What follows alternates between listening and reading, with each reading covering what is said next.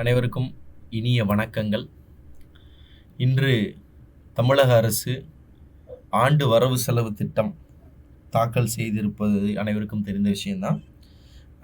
அப்படிப்பட்ட சூழல்ல இன்று நம்மளுடைய ஆண்டு வரவு செலவு திட்ட அறிக்கையில் பல்வேறு தமிழ் இலக்கியம் சார்ந்த பல்வேறு குறள்களாக இருக்கட்டும், புறநானூறு பாடல் வரிகளாக இருக்கட்டும், அதுபோக புதுக்கவிதை பாடல் வரிகளும் அங்கங்கே இடம்பெற்றுள்ளது.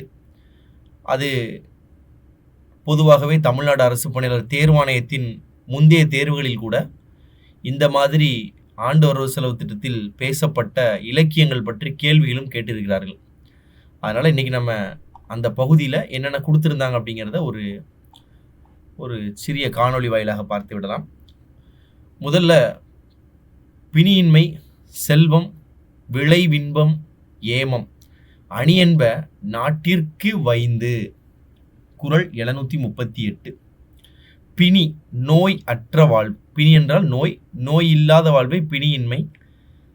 செல்வம் விளைச்சல் மிகுதி, விளைவு பொருளாதார வளம், இன்ப நிலை, ஏமம் உரிய பாதுகாப்பு.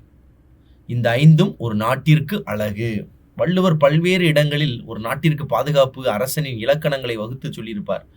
அதில் இந்த இடத்துல பார்த்தீங்கன்னா பிணியின்மை நோய் இல்லாத நிலை, செல்வம் விளைச்சல் மிகுதி, விளைவு பொருளாதார வளம், இன்பம் ஏமம். இன்பம்னா தெரியும், ஏமம்னா உரிய பாதுகாப்பு. இந்த ஐந்தும் ஒரு நாட்டிற்கு அழகு என்று கூறியிருக்கிறார். ஏற்கனவே மதிப்பிற்குரிய ஆளுநர் அவர்கள் இந்த கூட்டத்தொடருடைய முதல் நாளில் இந்த திருக்குறள் வாசித்ததற்கு பிறகுதான் அவர் எழுந்து சென்றதாக கூட ஒரு செய்திகள் கேள்விப்பட்டிருப்போம். அடுத்ததாக திருக்குறள் 386. காட்சிக்கு எளியன் கடுஞ்சொல்லன் அல்லேனல் மீக்கூறும் மன்னன் நிலம்.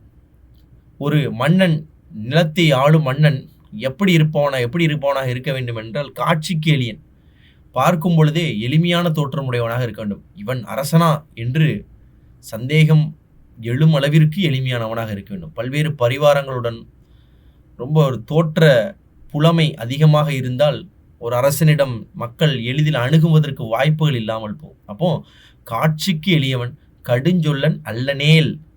கடுஞ்சொல்லன் அல்லனேல் அப்படின்றா கடும் சொல் பேசாமல் இனிமையான மதுரமான வார்த்தைகளை பேசுபவனாக இருக்கக்கூடியவன். அவன் நாடுதான் உலகமே போற்றும் ஒரு மன்னன் நிலமாக இருக்க முடியும். அடுத்த புறநானூற்று 5வது வரி பார்த்தீங்கன்னா, காவல் குளவி கொள்பவரின் ஓம்புமதி அளிதோதானாய் அது பெறல் வருங்குரைத்தே. காவல் குளவி, குளவி என்றால் குழந்தை. அப்போ காவல் குளவி, ஒரு அரசன் தன்னுடைய குடிமக்களை ஒரு தாய் தன்னுடைய குழந்தையை காப்பது போல் பாதுகாத்திட வேண்டும். அரசன் எப்படி இருக்கணும்?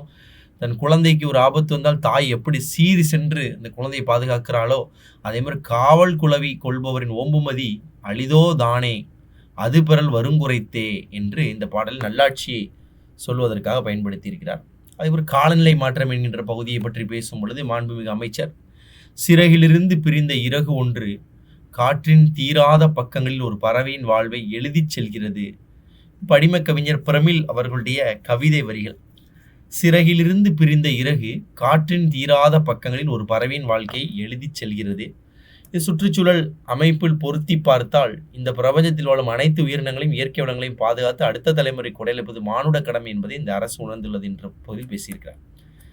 அப்புறம் செந்தமிழ் நாடு என்கின்ற ஒரு வார்த்தையை பேசும் பொழுது, காவிரி தென்பெண்ணை பாலாறு தமிழ் கண்டதோர் வையை பொருணை நதி என மேவிய ஆறு பலவோட திருமேனி செழித்த தமிழ்நாடு. ஒரு பாரதி வரிகள். அதற்கு பிறகு மீண்டும் வாழிய செந்தமிழ் வாழ்க நற்றமிழர் வாழிய பாரதமணி திருநாடு என்கின்ற இந்த உரையை நிறைவு செய்த இடத்துலையும் பார்த்தீங்கன்னா பாரதியாருடைய பாடல்களை பாடியிருக்கிறார். மற்றும் 5 இடங்களில் பாரதியாருடைய பாடல்கள், திருக்குறள், ஒரு புது கவிதை, புறநானூறு போன்ற பல்வேறு அம்சங்களை இந்த வரவு செலவு திட்டத்தில் கொண்டு சேர்த்திருக்கிறார்கள். தமிழ் மொழியின் இனிமையை தமிழ்நாட்டில் எங்கும் பறைசாற்றும் வண்ணமாக பல்வேறு விஷயங்கள் அவ்வப்போது நடைபெற்று கொண்டிருக்கிறது. அதில் இந்த ஆண்டு வரவு செலவு திட்டத்திலையும் இந்த மாதிரியான இலக்கிய செழுமை என்பதை மக்களுக்கு எடுத்து சொல்வதில் அமைத்திருப்பது மிக சிறப்பு. நன்றி, வணக்கங்கள்.